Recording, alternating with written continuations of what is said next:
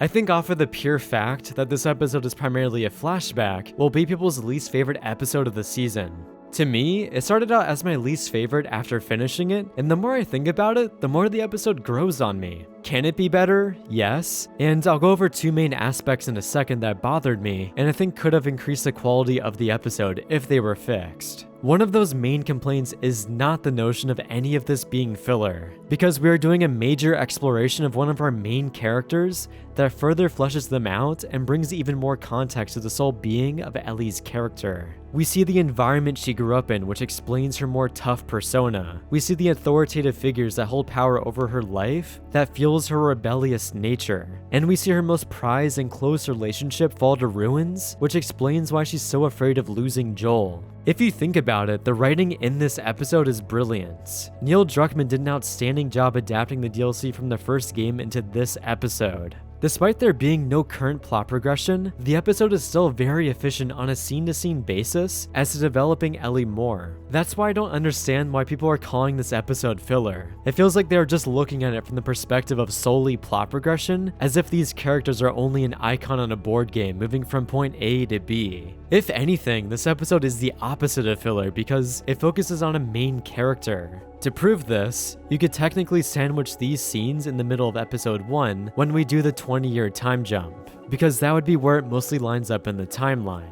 From there, it would act as a great character introduction for Ellie, and both Joel and Ellie's past would be fleshed out at that point. Now, I'm not arguing this should be the case, and I think the flashback episode is fine where it is, but it adds to the story because it deals with one of our main characters. With this same logic, and if you think Ellie's flashback is filler, then by definition, that would make Joel's starting point filler too. You may be thinking that I'm reaching here, but in terms of structure for season 1, if you had Joel's flashback in this episode as an example, then it also wouldn't progress the current plot. However, Joel's starting point is important for the show because of how much character progression and context we learn about him, and that's why I think Ellie's flashback is almost as equally important. Throughout the show, we can pick up on details about what happened to Ellie and why she's the way she is, and that might be your reasoning as to why we don't need this flashback, but the same can be said about Joel, like with Ellie slowly learning that Joel had a daughter before the outbreak. So overall, my point is that Ellie's flashback may seem more like filler because of where it lies within the story, and in reality, it's not because of how much it adds to her character.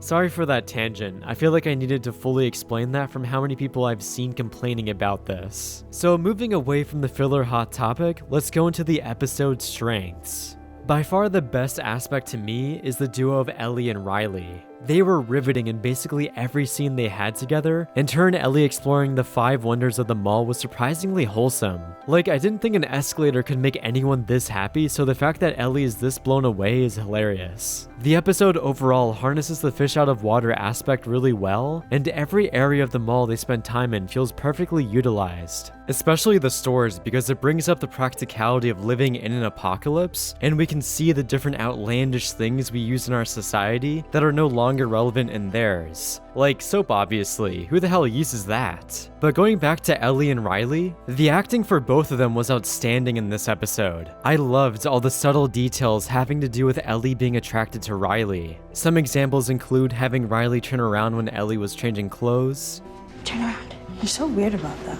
Ellie asking Riley if the reason she joined the Fireflies was because of a boyfriend, but said under the guise of a joke to mask her intentions. So what happened? You started dating some Firefly dude and was like, it's cool, I think I'll be a terrorist. Ellie being giddy that Riley did all of this for her, Ellie fixing her hair in the mirror, and then a lot of other minor moments of Ellie gazing at Riley with so much joy. Picking up on all this is so much fun, and to me is the definition of great writing and acting.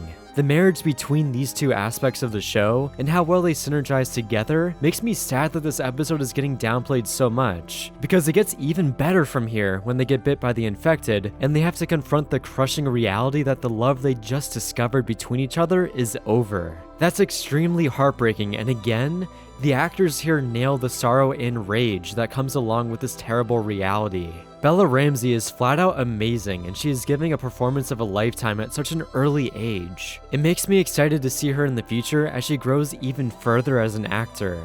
although she's already at a point where she's better than most actors who are even older than her.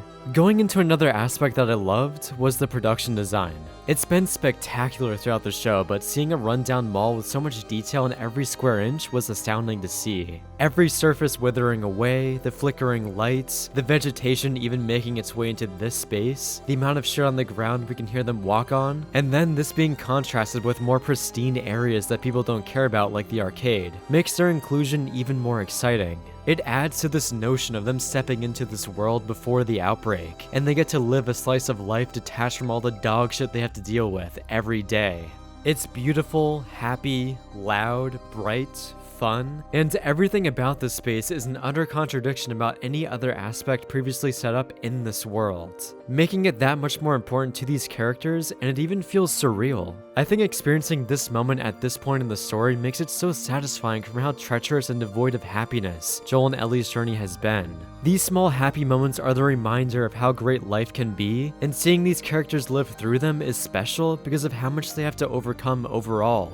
The 5 Wonders of the World sequence has an infectious aura of happiness tied to it, and I absolutely loved it. Even adding in the song Take On Me was a great touch too. A couple of other minor things I loved about this episode were the ways in which Ellie bonding with Riley were shot, and how they set up the rogue infected in the mall. Most of the cinematography involving Ellie being visually in love with Riley were generally lit with warm colors. It gives off this feeling of safety and happiness, and it splashes onto the screen with so much vibrance, especially in comparison to the rest of what the show looks like. Like the arcade scene being washed out in pink in particular, I feel like was visual foreshadowing of their romance. Then, I think it was genius setting up the single infected in the mall relatively early because it creates a lot of suspense. It's kind of like the Hitchcock method of showing a bomb under a table and then continuing on with the dialogue scene. Because once they show that infected, you know he's going to come back, and you're left with this feeling of oncoming doom that can't be avoided.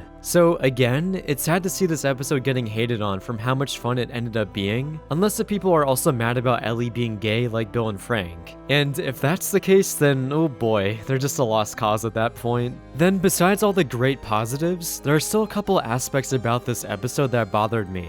The first one is Neil Druckmann not intercutting enough between the present and the past. To make this episode feel more productive in the present in terms of plot, I think they should have given Ellie more to do. That could then also allow more transition points between the present and the past. Because currently, all Ellie does in the present is search the house and find something to stitch up Joel with. If I were writing this, I probably would have included an objective for Ellie to achieve, like there being a CVS or something across the street that she has to search. And in there, maybe she has to overcome a clicker on her own, which could also be a mirror between her fighting the infected in the past. But this time, maybe she doesn't fight it and instead outsmarts it by luring it away with bottles like in the game. Or even adding in another transition point where she confronts the fact of her being upset that she's been left alone by Riley, to then cutting back to her being scared Joel will do the same, and her frantically searching the house and finding nothing. Which then, she has to make a critical choice to put herself in danger to save Joel by searching the CVS. Personally, I think this would alleviate that feeling of there not being enough time in the present. It would give just enough progression to be satisfying, while also still being able to tie into the past. That, and if I had to choose an episode to be over an hour long, then I'd probably choose this one. Because another issue I had was that the ending felt abrupt. I thought we were going to get a scene where Ellie and Riley spend the night in the mall together, and then the next morning we have Ellie waking up to Riley being infected.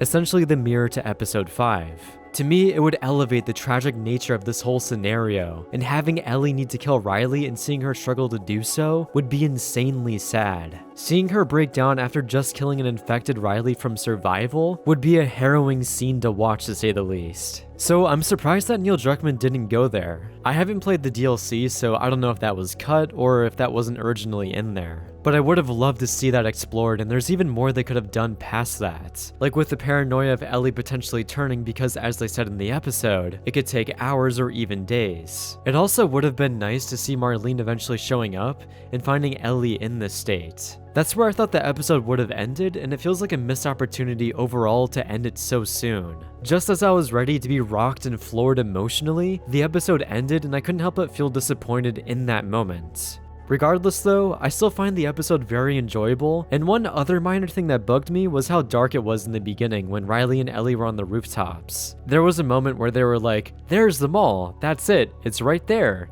And I was like, huh? Where? It looked like a black abyss from how dark it was. It's kind of hard to be mad at this scene though, since they need to be sneaking around at night. However, it is a coincidence that I only ever have this problem occasionally with other HBO shows like Game of Thrones and House of the Dragon. It might just have to do with how they color correct the footage. But yeah, overall, I still like this episode despite it not having current plot progression. Where I'd rank it in comparison to the other episodes would probably be in the lower bracket, and that's mainly because of the fact of how great they've all been so far. So competition is fierce. Thank you for watching, and let me know what you thought about episode 7 of The Last of Us.